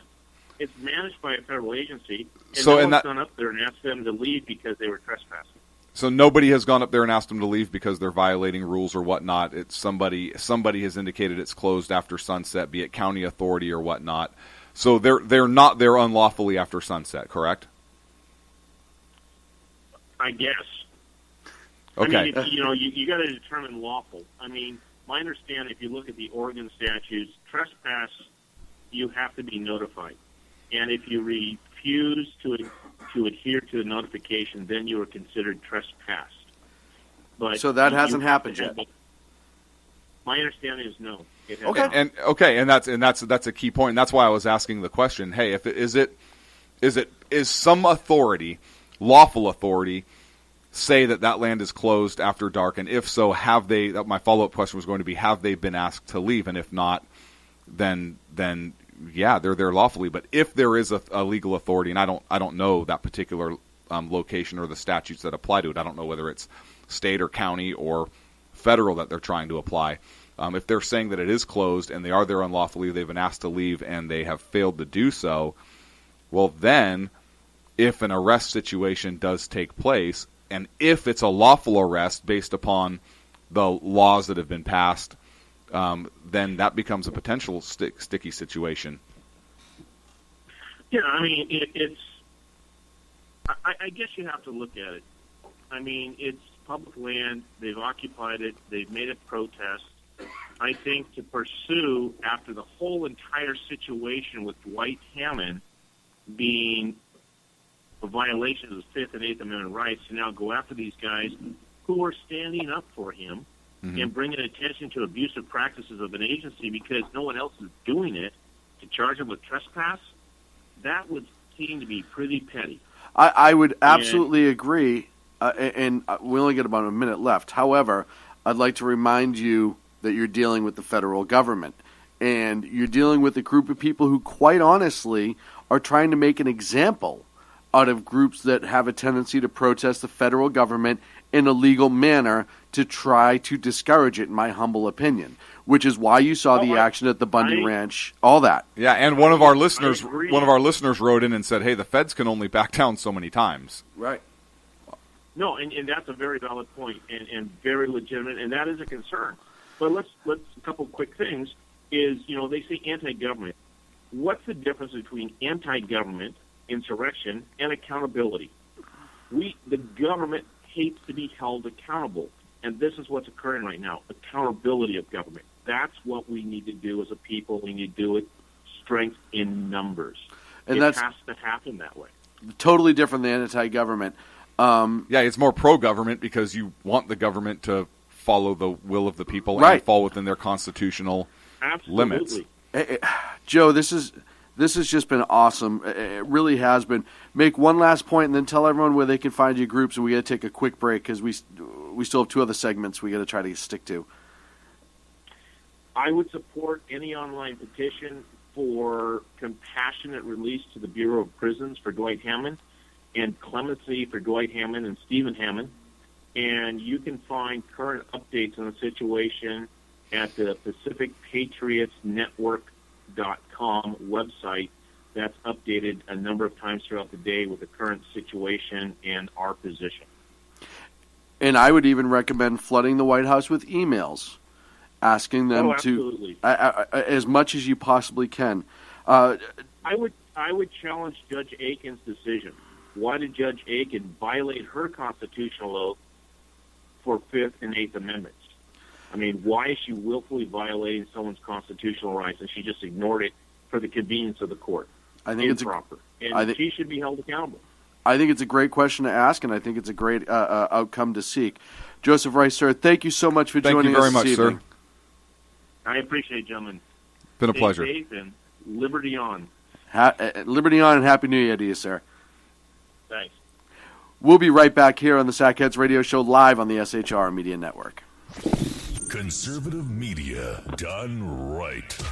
You're listening to the SHR Media Network. Times are dark. The people are misled by corrupt politicians, lied to by establishment media, and deceived by the false messages of Islam. A nation looking for direction needs a guide. It needs a man with a cane. I'm Dave Milner. Join me on Spreaker, SHR Media, Pundit Press Radio, and YouTube through the SHR Media page for a different kind of commentary on the unpleasant blind guy. Because the truth is not always pleasant. In a world controlled by corrupt politicians. You got a business. You didn't build that. A team of ordinary men emerge from the ashes to give voice to the voiceless and hope to the hopeless. Sackhead Sean. Dude, I'm not saying cow for the stupid crow. Sackhead Clint. All good friends of ours usually show up drunk. Also starring Sacco as the producer. I'm a little bit drunk, 'cause I'm drinking. They are the Sackheads Radio Show. Every Wednesday at 8 p.m. Pacific on SHRmedia.com. Hey, it's Jersey Joe from Reefer of Common Sense, and we have moved to a new night and time. Every Wednesday night at 8 p.m. Eastern Standard Time on SHRmedia.com, you will catch the Reefer of Common Sense uncensored, unfiltered, and only on SHRmedia.com.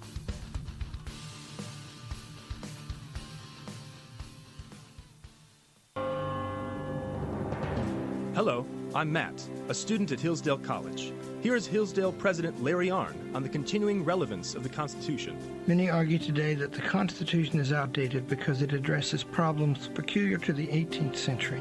Some parts of the Constitution do read rather quaintly. Consider the injunction against titles of nobility in Article 1, Section 9 of the Constitution. But is that so outdated? The purpose of the injunction is to prevent the government granting special privileges to some for partisan reasons. This strikes at the heart of the rule of law. The crony capitalism so common today is a place where the government bestows favors and tax dollars on some businesses to give them a leg up over others. This is exactly the kind of thing the Constitution was meant to prohibit. The Constitution is not so outdated after all. This Constitution Minute was brought to you by Hillsdale College. To join the national conversation on the Constitution, go to constitutionminute.com. Conservative media done right. You're listening to the SHR Media Network.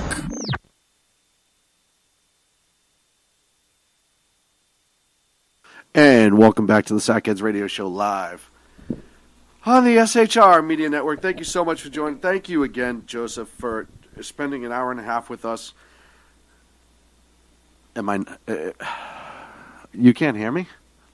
No. Hold on. Is this thing on? You're on. Is this thing on? It would help if I didn't turn you all the way down.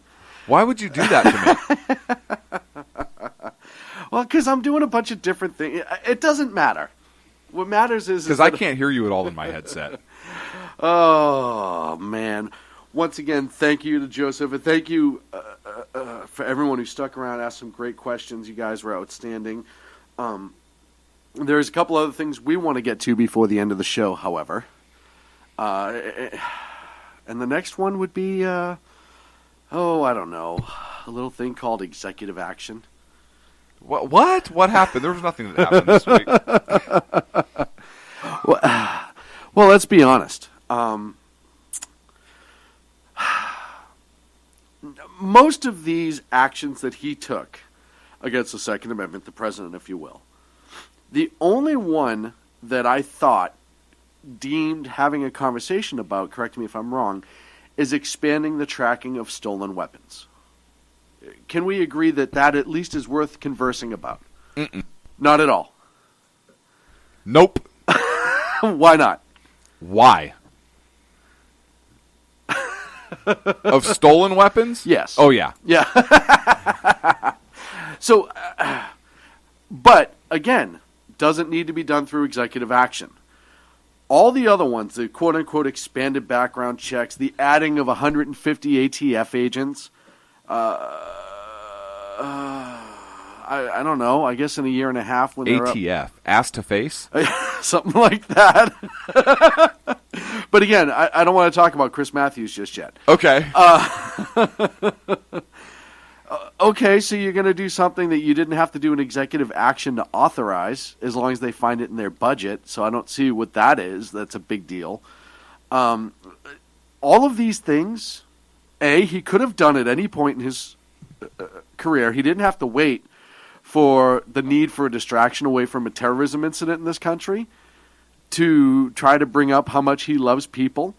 He certainly didn't need to be sniffing onions in the middle of his speech in order to try and force a tear. That was uncomfortable, and not even that was like bizarre. Not even like, oh, he's emotional. That's kind of sweet. Uncomfortable. It was uncomfortable. Like, wow, this is the worst acting I've seen. Like, at least Mr. Ed looked almost natural. Like he was talking. And he had peanut butter on his gums. Right.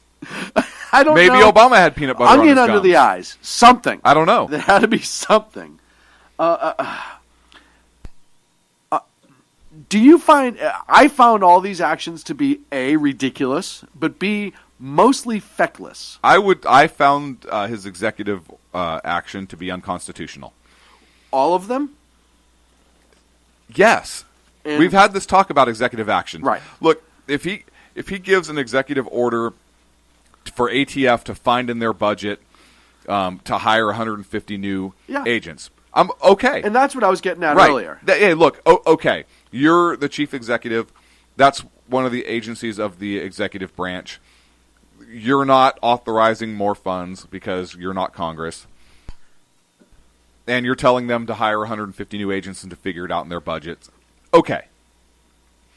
But you're expanding background checks and trying to redefine what a gun dealer is. Right. That is the problem. That's a huge problem. Because you are now, in essence, writing law and redefining something that is in law that was passed by Congress And you can't do that. Right. Constitutionally. And I don't think that'll stand. I don't think that'll stand up to a judicial test. But why does it have to go to a judicial test? I know. I agree with you. He's acting unconstitutionally. I agree with you. Why doesn't Congress defund the executive? I don't. They should. But this is part of my problem, right? Everyone. He is knowingly acting unconstitutionally. He is violating his oath of office. Oh yeah, I agree. I don't disagree with you. One of the things that I said is, in his speech, he said, well, we went to Congress to do this, and Congress wouldn't do it. So I guess I have to because I'm a king. Right. Well, the will of the people dictates Congress's behavior, or it should. The will of the people don't want these changes by and large. Just because some loud people do and some pundits on a leftist TV show doesn't mean everybody, by and large, wants these reforms. And if we do have a reform, it needs to be done correctly through Congress, signed by the president. And if they want the reforms and Congress refuses to do it, that's what elections are for. Right. Right. And we can have a constitutional convention whenever you want. I mean, there's things you can do right that would change the Constitution. Now, everyone on the left is saying, oh, this isn't a big gun grab and this, that, and I love, I've watched people be like, oh, it's been 24 hours since Obama killed the Second Amendment, but yet gun sales are through the roof. Well, yeah, gun sales are through the roof. There's a reason for it. Everybody and their brother is convinced that the end game of this president and Democrats in general is the gun grab. And they'll never admit it because they know if they ever come out and say that, the country would go upside down. That's just a known fact. I go back to Nudge by Cass Sunstein. This is a nudge moment, right? They're going to make it so cumbersome to own a weapon that most people are going to turn around and say, it's not worth my effort. And I agree that the casual shooter who just target shoots or whatever, and that's their purpose, and I don't care why you own a gun, but if that's your sport and that's the only reason why you're doing it, but in order to get a gun now to commit that sport, you have to go through 45 days of paperwork and fingerprinting and interview by an ATF agent, whatever, you're going to turn around and pick up Ultimate Frisbee because it's easier. And you're starting to obtain or acceptance long term. Basically, you're nudging people towards a particular end? Yeah. Where have we heard that before? I don't know. Somebody should read a book called Nudge. And by Cass Sunstein. And the problem is when we don't have, but they have we're in a whole world of school? No, I bleeped out what Recess. I said. Oh. So, like I said, he could have ordered the ATF and the FBI through executive action to find in their budget a way to better track stolen weapons. Right. And that would have been fine. I wouldn't have had a problem. Don't get me wrong. I am not against changes that are a good change, right? A weapon goes stolen. We need to be able to find it because we know most of the crimes that happen with firearms in this country happen with stolen weapons. So you want to solve that problem. I will have that conversation with you. But if a measure of that is to ensure some form of full registration. Negative. To keep, exactly. But once a gun goes stolen, if anyone knows how the system works, that weapon becomes registered once you report it. Whether you want it to be or not, that's how they track it, and it lives forever. But then once it's found, it should be taken out of the system and the record expunged. I agree, but it won't happen. I agree it should happen, but it won't ever happen. Right. And actually, Big Fat Paulie had that problem with his weapon when it got stolen a couple years ago, and it was the same thing. Big Fat Paulie. But the good part was it got recovered before it could be used in a crime. The bad part is that weapon is now forever tracked. And just to clarify, one of our listeners had a concern. By good change, you meant that is constitutional. Yeah, absolutely. on this show, what the hell else would I mean? Not the good change that the left means. So when the left says good change, everyone knows that means to strip it away. Right. I think they meant good change meaning not just an opinion, but good change meaning based on constitutional principles. Yes. Whether you agree with it or not, yes, it's constitutional. Yes. What the hell else? What else would I mean? You should clarify. No, I shouldn't have to on this show. You should clarify because we have some new listeners, perhaps. Well, maybe they should go listen to the goddamn archives. Which you can find on Spreaker under the Sackheads Radio Show. No, of course I mean that. But I appreciate the question to clarify. No, you didn't. Otherwise, you wouldn't have acted all uppity about it. But again, I'm glad I'm not riding home with you tonight. You know it's bad when Liberal Jake texts us. Yes. And says, what was the exact quote? Can you find it real quick? Hang on, I have it. Liberal Jake, who's very reasonable when it comes to guns. Like, as Liberal Jake is about certain things, when it comes to firearms, Liberal Jake is very reasonable. He texted both of us. It was on the text string for both of us. I adamantly oppose this abuse of executive privilege. Liberal Jake says this. It is shameful and unconstitutional. And then he attached a cartoon that was actually really funny.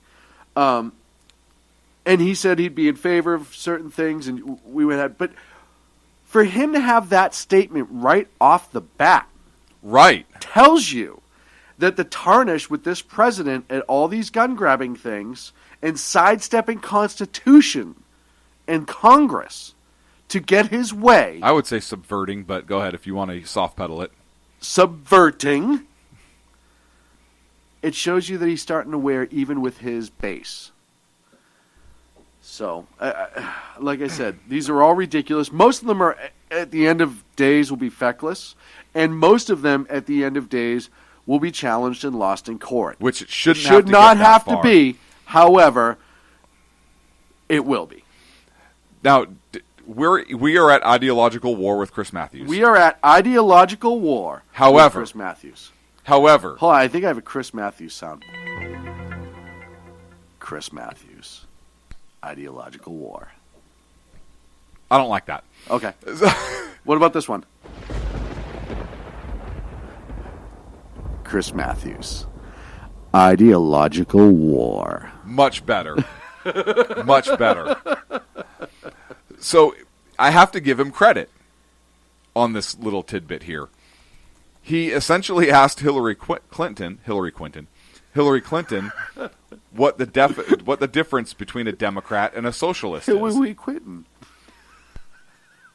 And she says basically that that question should be directed to Bernie Sanders, who's a self-described Democratic socialist. And Chris Matthews came back and said, "You see, I'm asking you." Right. Do you know the difference? And Hillary Clinton said, "I'm not the one." And then didn't go on to explain the difference. And then she says, quote, "I can tell you what I am. A wombat." No, she didn't say that. I misread the quote here. A bitch. "I am a progressive Democrat who likes to get things done and who believes that we are better off in this country when we're trying to solve problems together. Aww. Getting people to work together. There will always be strong feelings, and I respect that from, the far right, the far left, libertarians, whoever it might be. We need to get people working together." But she didn't answer the question. And I love it, the fact that Chris Matthews, said, "You see, I'm asking you."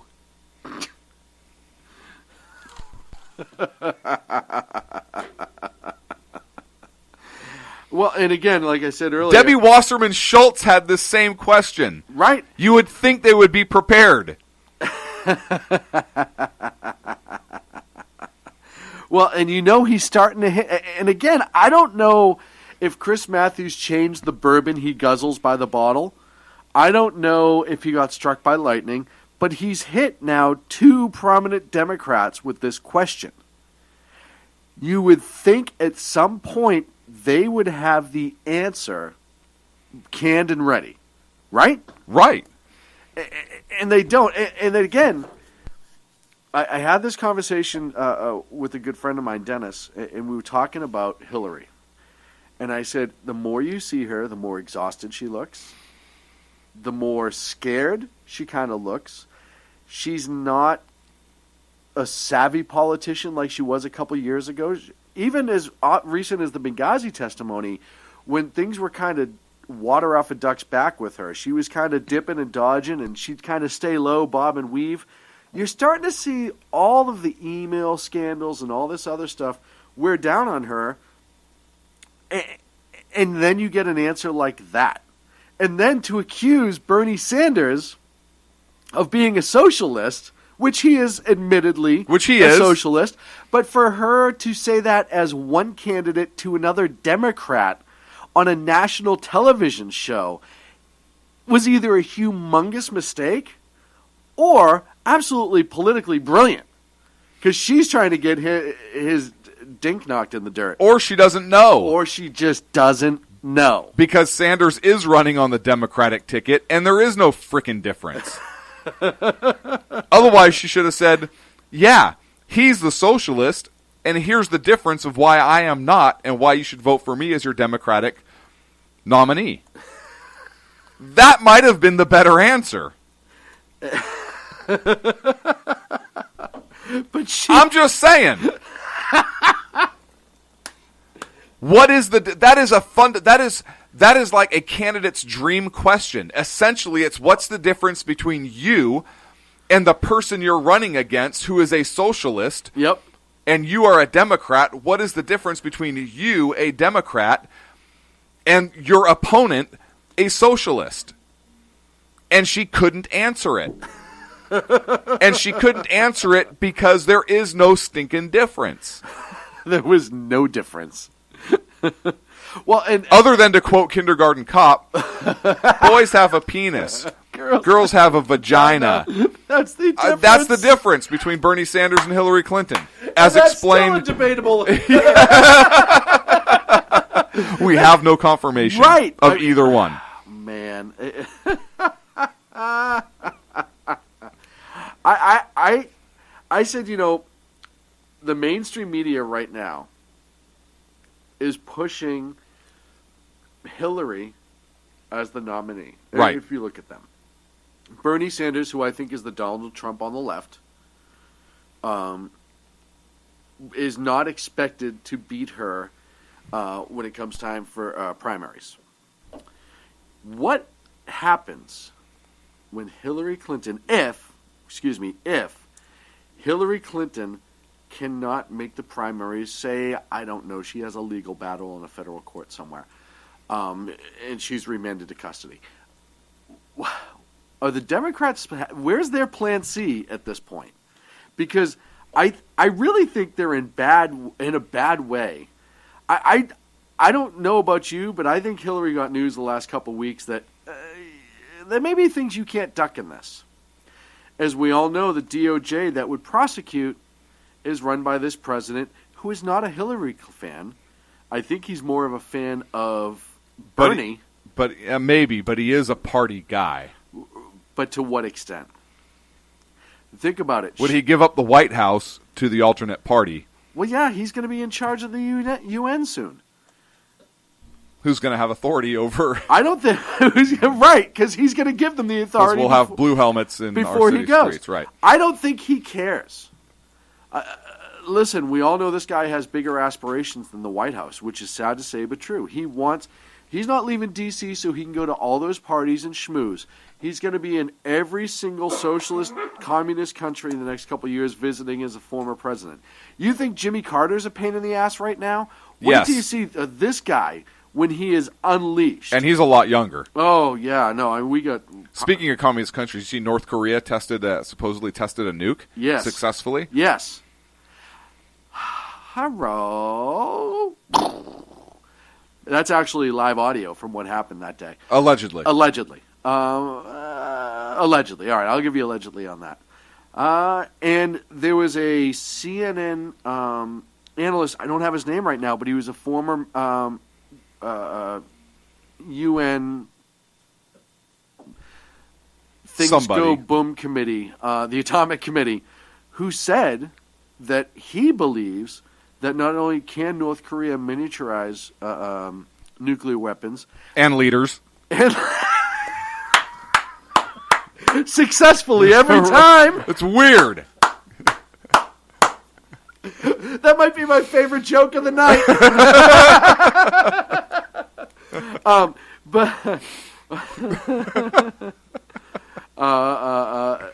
Yes, it was technically a hydrogen bomb and not a full-blown atomic bomb. But he was saying that, and they may not have the ICBM capability yet, but certainly medium range, which makes it a big threat. I think it's funny that you had 10 other nations who surround North Korea who immediately came out and said, hey, we believe this was exactly what we say it was, an H-bomb test. We believe that this further destabilizes the region. Something needs to be done. And our administration comes out and goes, we live further enough away that it won't really affect us till the wind takes over, so we're not going to confirm or say anything. You have Japan, who doesn't have a standing military per se, being like, whoa, guys! Not to mention South Korea, where we actually have troops. Yeah, I know, but, we all know that... Okay, so you don't like that one. What about Iran launching a missile within like 150 yards of our warships? Foreign policy's fine. Listen, those guys right there promised they'll be good. And right. So far, did they hit the ship? No, but they were probably trying to. Did they hit the ship? No. No harm, no foul. That's Obama's newest foreign policy. No harm, no foul. So if they're not doing anything that technically hurt anybody, even if it was a mistake, no foul. Suicide vest that won't go off, that's fine, no foul. Accidental. You just having a bad day. You're guilty of poor electronics. Right. You should have hired a better wireman. Is essentially the message. You're guilty of poor outsourcing. Mm-hmm. And that's actually something that the federal government controls. Let me guess, China built that vest? No, North Korea, actually. Oh, okay. It was perfect. And it was miniaturized, which is why nothing would work. Which is why it just looked like a squib on your shoulder. Right. Good job. You can go get Band-Aids. A miss is as good as a mile. Yeah, well, here's the problem again. North Korea is in that whole what do we call them? Oh, what was the term that we used for that whole group of countries? The assholes, the axis of...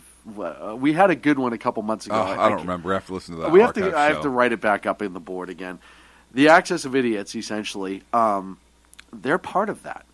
Right? We know China has the capability to miniaturize and deliver. We know Russia does as well.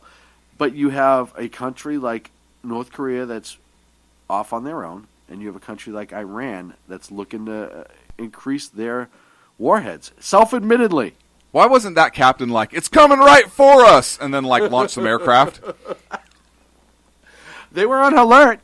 Big deal. I know. More should have been made of that, and it wasn't. That actually bothers me, too. That was just kind of like, look at the guys in Oregon. They're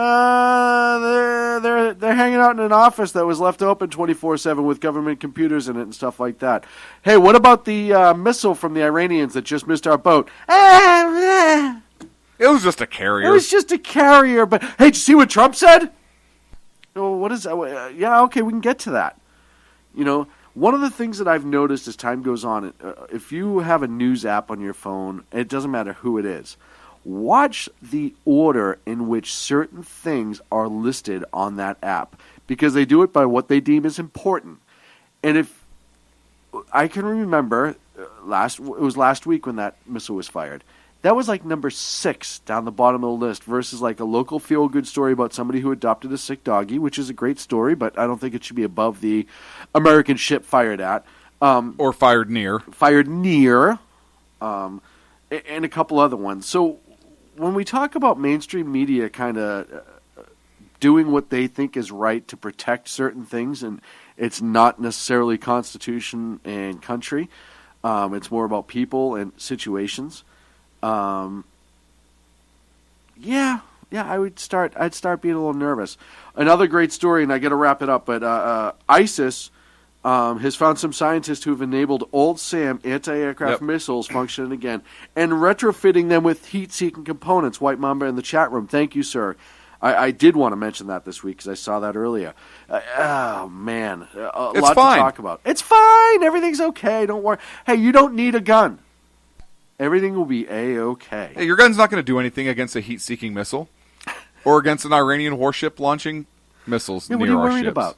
It's fine. Just keep calm, relax, have another beverage, take some pills. Who gives a shit? Just, you know what? You've worked hard all day at asking other people to do things for you. Put your feet up, relax. Right, and the government, we're here to do that for you. Hey, government's here to help you. Folks, that's it for the Sackheads Radio Show on the 6th of January, 2015. Thank you so much for joining us. You're Thank you welcome. again, Joseph Rice, for hanging out with us. Make sure you check out the cause and follow along what's going on up there.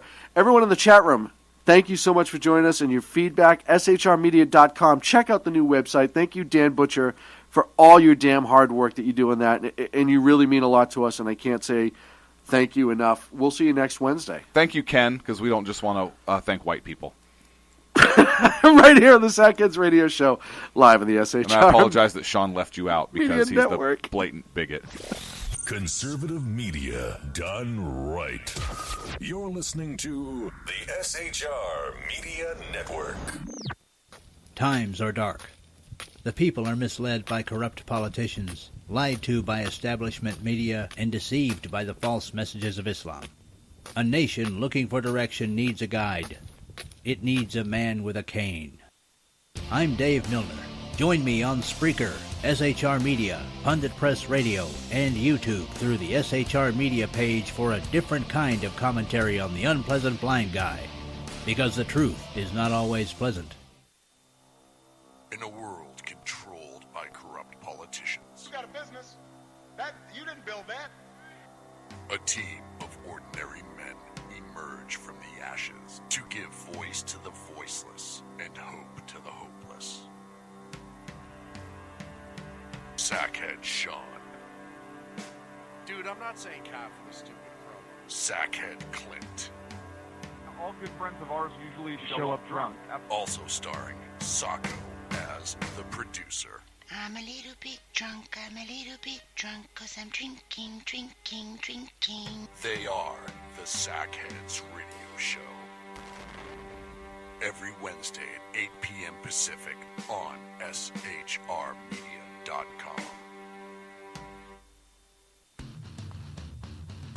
Hey, it's Jersey Joe from Reefer of Common Sense, and we have moved to a new night and time. Every Wednesday night at 8 p.m. Eastern Standard Time on SHRmedia.com, you will catch the Reefer of Common Sense uncensored, unfiltered, and only on SHRmedia.com.